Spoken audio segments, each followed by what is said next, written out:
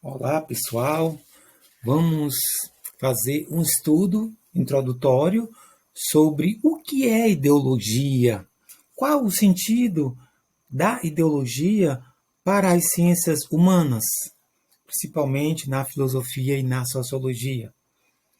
Então, já no título já está uma pequena pista, né? As ilusões do conhecimento, aquilo que está obscuro, que não está claro, que está escondido.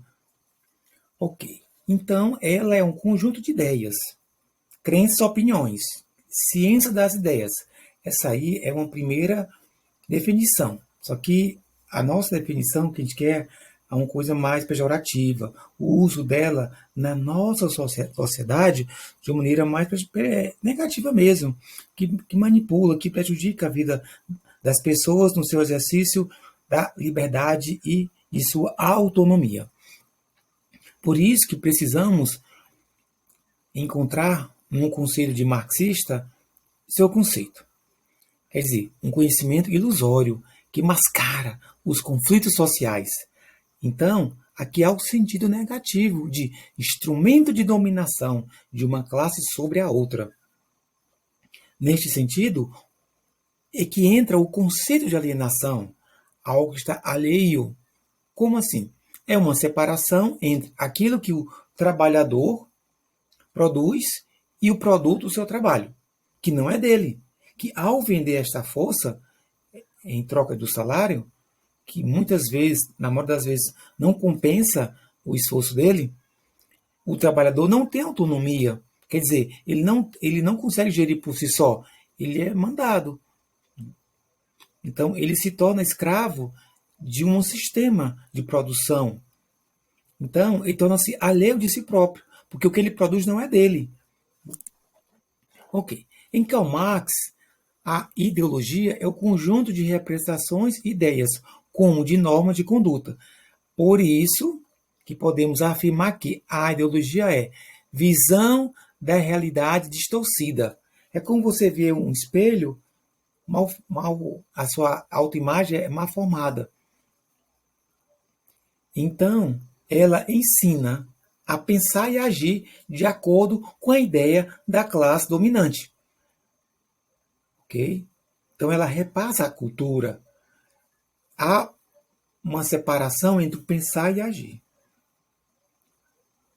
Que não tem uma consciência, uma reflexão, um desejo, eu quero porque a partir dos meus princípios. Não, você é manipulado, levado a agir de acordo com uma ideia de uma elite, alguém que já pensou por você. E você é um soldado. Você pensa como um rebanho, né, como os outros animais. Procura adaptar, né, na sociedade. Ela camufla as diferenças e os conflitos de classe. Quer dizer, não está claro os conflitos. Ela quer passar uma ideia de que está tudo bem, né, que existe uma democracia, que todos têm seus direitos.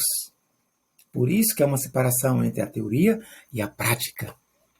Então, ele desenvolve o posicionamento acrítico. O que é o acrítico? Aquele que não tem crítica. Faz sua defesa em nome da vontade divina, do dever moral e da ordem natural das coisas. Quer dizer, porque Deus quer, porque é um dever de assumir a pátria, a sociedade está mandando, e porque as coisas são assim, é natural. Sempre existirem pobres, sempre existirem ricos. O que eu vou fazer para mudar se faz parte, se essa diferença faz parte? Então, ela mantém a dominação de uma classe sobre a outra. Então, vamos ver agora as características. Foi escolhidas 3.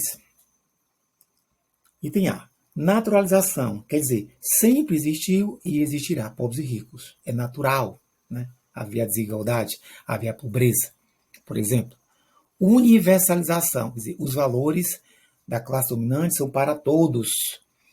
Por exemplo, a empregada boazinha não questiona o salário, nem reclama. O professor bonzinho é aquele que sempre abaixa a cabeça para os ditames, né, de uma gestão, por exemplo. O eleitor bonzinho é aquele que sempre vota naquilo que é mandado, né, ou comprado o voto. E aí vai as diferenças, né? A esposa boazinha é aquela que abaixa a cabeça e diz sempre sim para o marido. Abstração, quer dizer, algo que não é concreto. É uma sociedade una e harmônica, é algo abstrato. Quer dizer, estamos numa sociedade harmônica. O brasileiro é um país hospitaleiro. O salário paga o seu trabalho. O trabalho dignifica o ser humano. Então a gente percebe que as divisões das classes sociais, os conflitos, não é divulgado. É como se é passado para as pessoas que não existe. Existe uma união harmônica. Então, segundo a ideologia burguesa, a desigualdade social, ela provém de diferenças individuais. Não é sociais, individuais. A questão da meritocracia. Ele não se esforçou, mas será que a sociedade dá condições para isso? Para todos terem suas realizações conseguidas? Né? Será que, de fato, o Brasil é um país de direito a todos? Tem condições a todos? Não, ele não se esforçou. Percebe-se que aqui a desigualdade social, ela vai... é porque ele não quis se esforçar. É o indivíduo. Ele separa. Porque os indivíduos são desiguais. Ele não tem condições, ele não tem força. Mas, como toda a sociedade tem condições ela dá condições para que as pessoas possam ter seu trabalho digno, e daí a desigualdade social é inevitável. É normal ter desigualdade, é natural ter. Esse é um argumento das classes burguesas, né? Das classes dominantes. Daí, vamos fazer alguns questionamentos para a gente concluir, né, esse pensamento sobre a ideologia. Questão da praxis. Praxis, pessoal, na filosofia, é quando a minha prática está condizente com a minha teoria, com o que eu penso, com o que eu reflito e eu vivo, sem contradições, sem dicotomias. Então, perceber que a ideologia está presente no cotidiano, nos produtos culturais, nos bens e serviços, nas instituições, sejam elas escolas, fábricas, igrejas, famílias, está nas mídias, no quarto poder, no governo, em sistemas políticos, nos governos municipais, estaduais, onde gera o poder, né, pessoal? Quem está no poder, ele cria uma ideologia, normas, para que as pessoas sempre fiquem caladas e façam agir de acordo com o que foi prescrito. Ok. Identificar e questionar as distorções e demonstrar como elas foram produzidas historicamente. Então, é isso que se faz um posicionamento da praxis.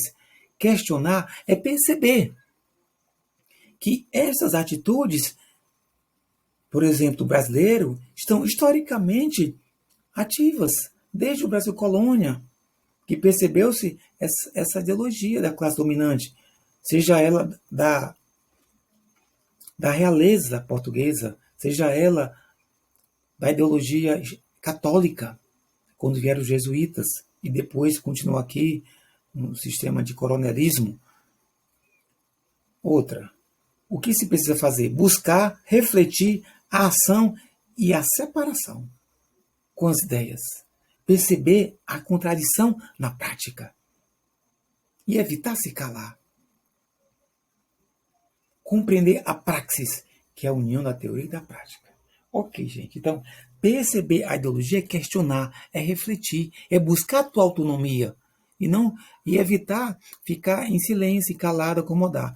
Mas a pessoa diz assim, mas eu prefiro ficar calado, eu me sinto bem. Então, né, é uma atitude... gente, a ideologia ela é repassada socialmente, mas a atitude da reflexão é uma atitude individual. A busca da autonomia é de cada um. Então, cada um faz a sua parte, porque a sociedade ela não quer dar espaço, mas a luta está aí. Então, boa sorte, espero que vocês tenham entendido o que é ideologia no sentido da filosofia e sociologia, no sentido pejorativo e negativo. Até outra oportunidade.